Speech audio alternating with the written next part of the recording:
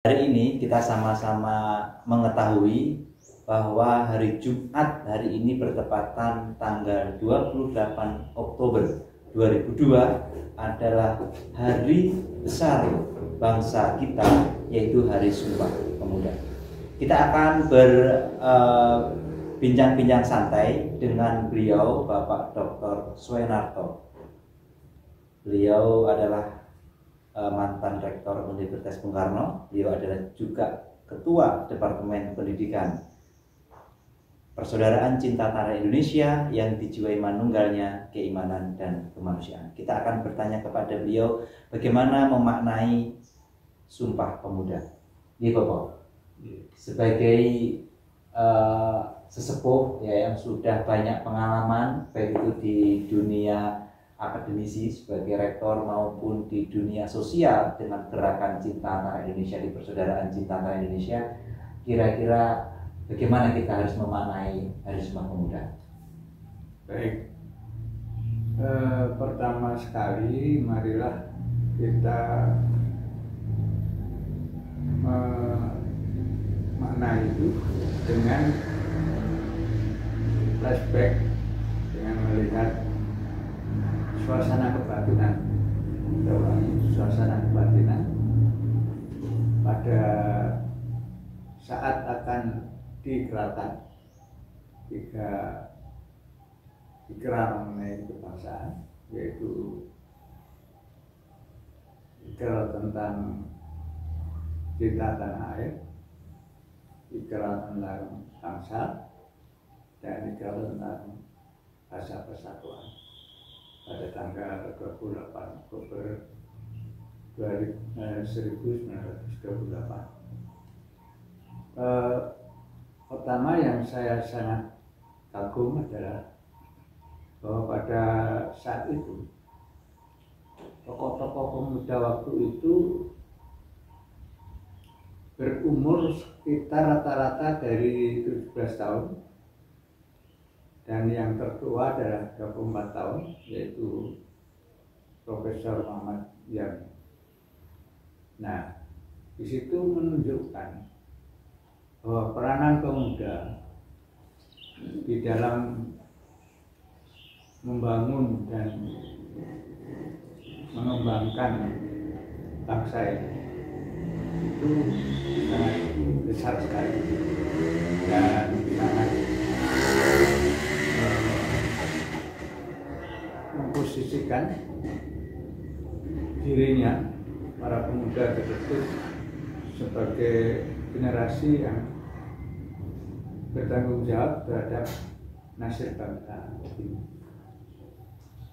Nah, oleh karena itu, dengan ada tiga sikap, tiga ikrar pemuda waktu itu,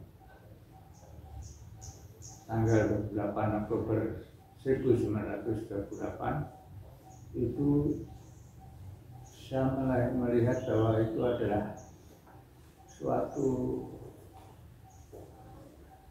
kehendak atau suatu tuntunan yang para pemuda tersebut memperoleh suatu cahaya ilahi di dalam menyatukan visi dan misi untuk bangsa dan negara Indonesia. Nah, itulah yang perlu dimaknai, bagaimana kita sebagai generasi penerus yang sekarang, yang saya sudah masuk umur 75,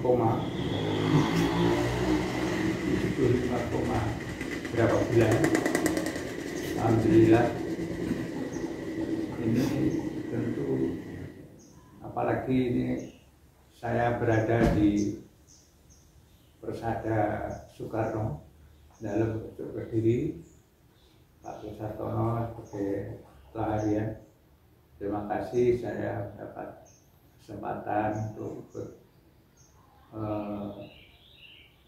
berpartisipasi di dalam acara hari ini. Kalau tidak salah juga ada Sumpah Setia NKRI. Sumpah Setia NKRI. Nah, itu Jadi saya kira ini satu kelanjutan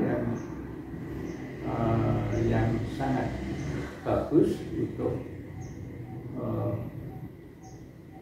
generasi masa lalu, generasi sekarang, dan generasi yang akan datang. Jadi tidak bisa dipisahkan itu, di generasi masa lalu, masa sekarang, dan masa yang akan datang. Ya. Periodisasi itu bukan berarti kita putus-putus, tapi itu adalah satu proses di mana dengan melihat sejarah perjalanan itu harus dipegang teguh oleh masyarakat, khususnya para generasi muda yang menjadi penerus bangsa ini. Dan itu oleh Bung Karno yang pada saat itu kalau tidak salah beliau sudah berusia 27 tahun. 27 tahun. Beliau dari belakang tetap memberi kekuatan, menginspirasi lahirnya Sumpah Pemuda itu.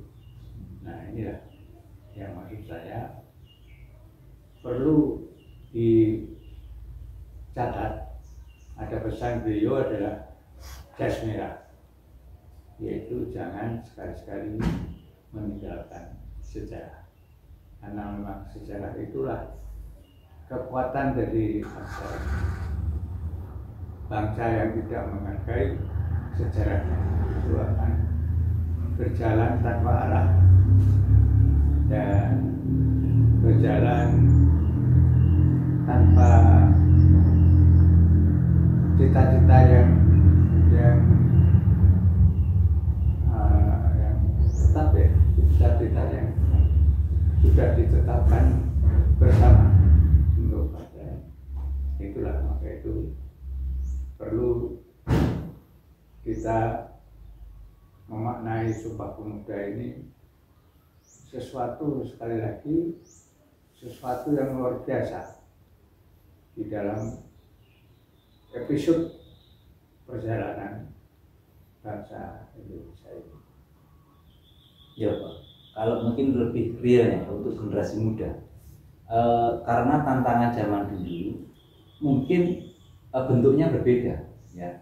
Pada waktu Sumpah Pemuda dibacakan itu dalam suasana penjajahan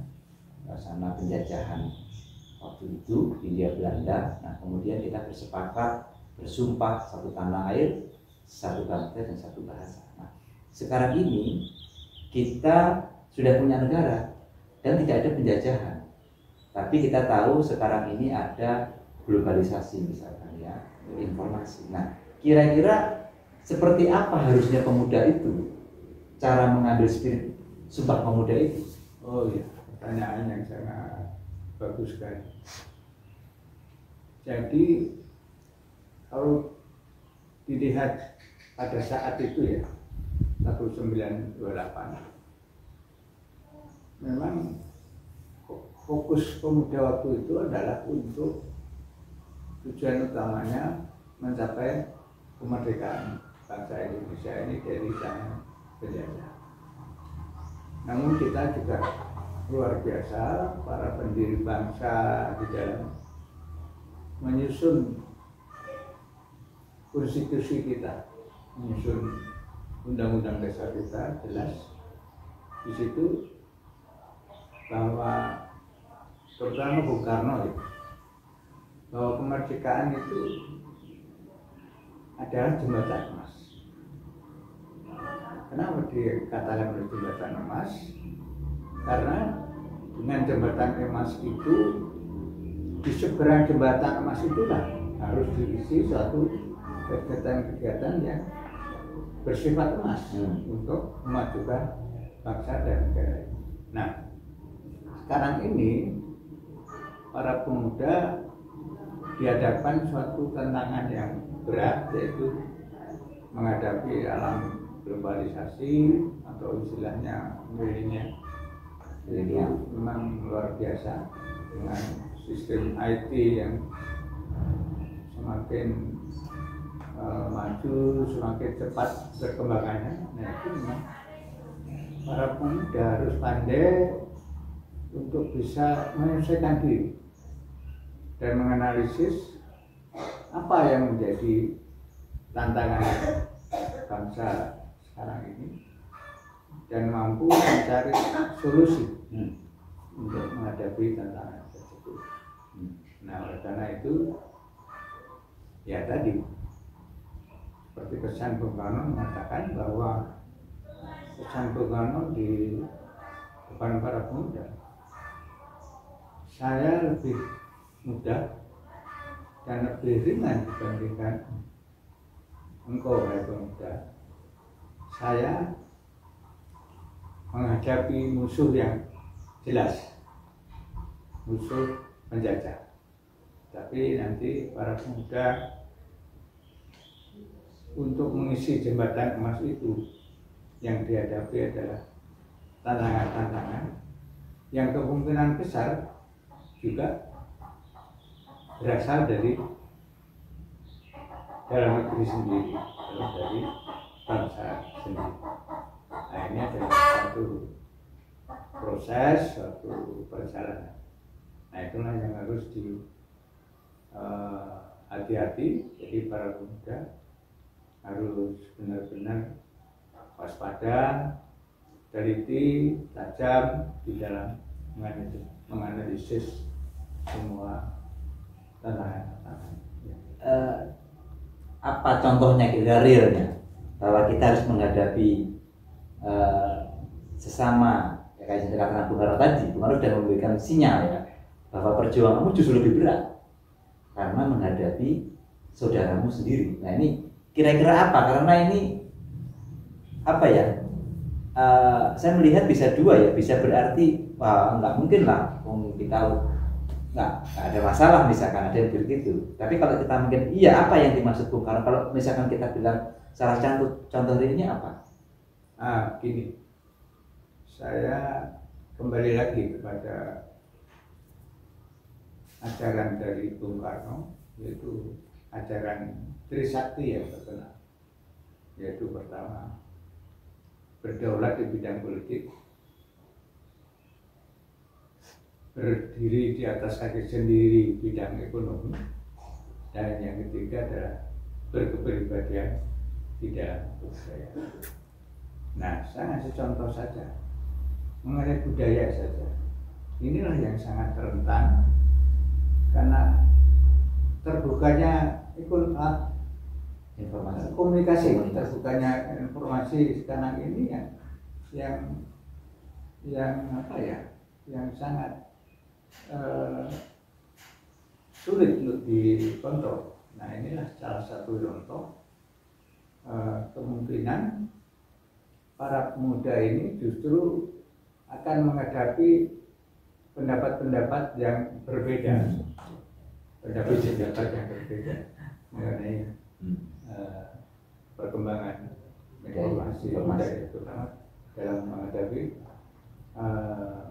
budaya-budaya luar negeri ya itu salah satu contoh. Nah kalau yang mengenai berdaulat di bidang politik itu adalah masalah politik, itu masalah karakter dari masing-masing individu pemegang kekuasaan, dan ekonomi juga ya. Sekarang para pemuda harus mampu mengembangkan bagaimana tadi disebut oleh Bung Karno, berdiri di atas kaki sendiri di bidang ekonomi. Itu menurut saya para pemuda sekarang itu dituntut untuk mental switching menjadi punya mindset growth mindset, yaitu harus meningkatkan kemampuan kemandirian, terutama yaitu mengenai pengetahuan kewirausahaan atau entrepreneur. Jadi harus punya jiwa entrepreneur, karena dengan jiwa entrepreneur itu berarti dia mampu mengisi kemerdekaan di bidang ekonomi yang benar-benar, misalnya bisa membantu mengurangi pengangguran, karena seorang entrepreneur sebagai pengusaha pasti punya anak buah, paling enggak ada berapa gitu ya. Artinya paling tidak ada upaya untuk mengurangi pengangguran. Itu salah satu contoh gitu, Mas Wirharto. Ya. Termasuk misalkan kita dulu kan sudah bersumpah misalkan bahwa kita satu bangsa, kita tidak membeda-bedakan suku, walaupun suku tetap kita anggap ada, ya. Berarti artinya bahwa tidak boleh suku lain menganggap suku lain lebih rendah, kan begitu ya. Termasuk bahwa kita punya satu negara ini yang bisa diterima oleh semua kalangan, maka disepakati oleh Pancasila. Ketika ada usaha-usaha, mungkin sebagian anak bangsa itu ingin mengganti Pancasila, apakah itu bukan termasuk bagian sinyal yang dikatakan oleh Soekarno, bisa dikatakan bahwa ini adalah menghadapi saudaramu sendiri? Ya, itu sinyal dari Bung Karno, terutama terhadap jati diri bangsa ini. Pancasila yang telah dipidatokan oleh Bung Karno 1 Juni itu, yang sebagai jawaban Ketua Dukuritsu Simbuti Sakai, Bapak Dr. Rajiman Wajir yang menyatakan kalau Indonesia nanti merdeka, dasarnya apa?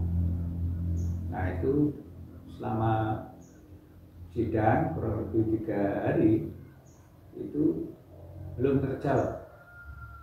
Mereka rata-rata mendiskusikan masalah-masalah yang menyangkut landasan hukum, landasan yang teknis mengenai aturan-aturan hukum itu.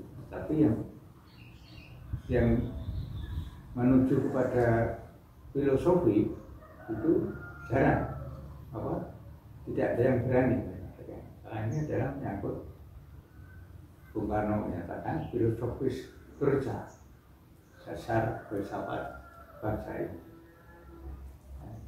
Nah, itulah yang menurut saya luar biasa. Dan ini saya pernah pada saat melayani Perdana Menteri Malaysia, Bapak Mahathir Mohamad, waktu itu saya masih Rektor Universitas Soekarno, mengundang beliau untuk orasi ilmiah di inaugurasi Universitas Soekarno. Pada saat mengantar beliau menunggu pesawat yang mau berangkat, saya mendampingi beliau. Beliau sangat kagum bahwa Indonesia yang terdiri dari beratus-ratus suku dan beratus-ratus bahasa dan beratus ribu-ribu pulau, tapi bisa bukan.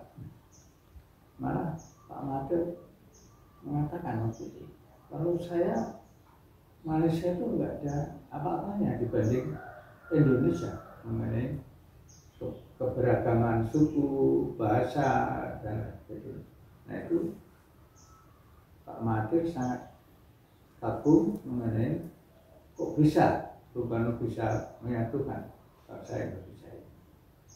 Itu yang disampaikan ke saya.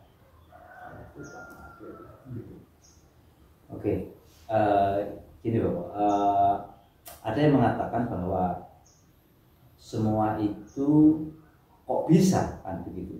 Ada yang mengatakan, ini mohon saya bertanya ini, ada yang mengatakan karena ada cinta, Artinya cinta itu sebuah keajaiban, sesuatu yang tidak mungkin bisa jadi mungkin. Maka ada yang pun mengatakan bahwa Sumpah Pemuda itu sebenarnya perwujudan dari rasa cinta sesama anak bangsa, cinta tanah dan cinta bangsa. Nah, kemudian sampai Pancasila. Nah, ini nanti ada hubungannya kebetulan dengan ini, Bapak.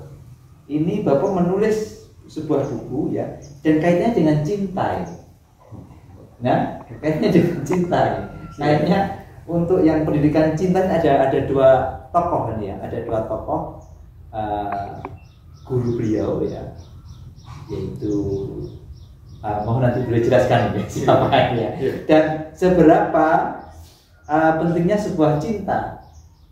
Ini ada di buku ini, mohon mungkin ini bisa disampaikan supaya juga nanti tidak boleh semuanya ya, biar membeli nanti ya, biar membeli supaya kita bisa memahami apa sebenarnya cinta itu dan apa sebenarnya cinta tanah itu. Silakan Bapak. Oh ya, terima kasih pertanyaannya Mas Gustavo.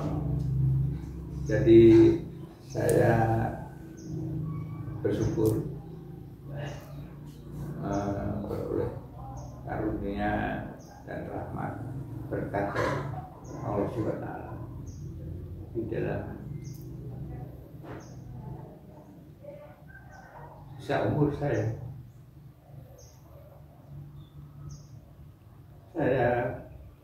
bisa mempersembahkan suatu tulisan dari suatu perjalanan saya pribadi, jadi terutama di dalam saya berguru pada sama guru saya Bapak Kiai Muhammad Mokhtar Mufti Syekh Abdul Al-Kitabah selama kurang lebih 33 tahun. Nah, judul buku itu kan Syekh Bapak Kiai Muhammad Mokhtar Mufti Syekh Abdul Al-Kitabah, pejuang Islam rahmatan lil alamin dan pejuang cinta tanah air. Selama saya menjalani sebagai murid selama 33 tahun itu, terus terang saya telah mendapatkan suatu ajaran beliau yang benar-benar beliau itu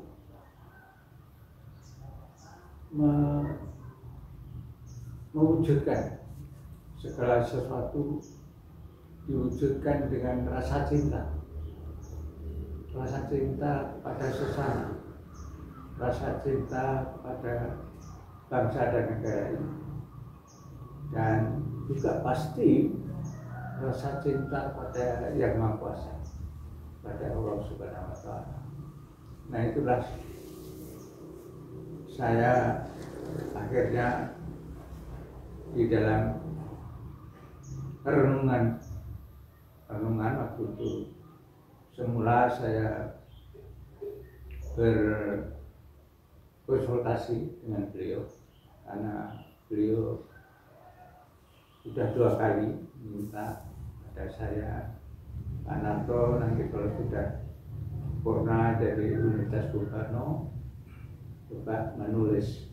Nah, saya merenung itu 2 tahun saya, dan pada awal saya berkonsultasi mengenai materi buku ini, semula saya memberi judul adalah memfaktakan Islam rahmatan alamin melalui Thariqah Siddiqiyah. Nah, di situ tentu materinya sudah menyangkut beberapa yang diajarkan oleh beliau, antara lain salah satu ajaran beliau yang saya juga pernah menanyakan pada beliau, bukan menanyakan, malah saya memberikan satu komentar. Pak Yai, ini 8 kesanggupan ini luar biasa, saya beranikan. Terus beliau bicara, oh ya Pak Nato, itu saya menyusun 8 kesanggupan warga Sidikiyah itu bertahun-tahun, dan melalui membaca buku-buku yang banyak sekali begitu. Nah, akhirnya pada waktu itu beliau memutuskan, oh kalau gitu Pak Nato coba dibuatkan jika 8 kesanggupan warga Sidikiyah itu di dalam figura emas. Jadi di dalam figura emas, di mana beliau menyatakan bahwa jika 8 kesanggupan warga Sidikiyah adalah pintu gerbang emas maknawi warga Sidikiyah. Pintu gerbang emas maknawi warga Sidikiyah. Agar warga harus hafal dan mengamalkan. Itu pesan wanti-wanti beliau. Nah itulah dari situ saya di dalam kesempatan terakhir menghadap beliau mengenai perkembangan judul. Alhamdulillah beliau menyambut dengan istilahnya gayung bersambut. Pesan beliau adalah, oh baik, terus disebarluaskan saja agar buku ini disebarluaskan kepada warga Thoriko Sidikiyah khususnya, dan tentu masyarakat umum juga menurut saya sangat bermanfaat juga. Di samping untuk mendapat ilmu Thoriko Sidikiyah, juga di sini ada ilmu tentang cinta tanah air Indonesia. Nah itulah, ini sudah terbit dan bisa dimiliki oleh warga Sidikiyah khususnya dan masyarakat ini.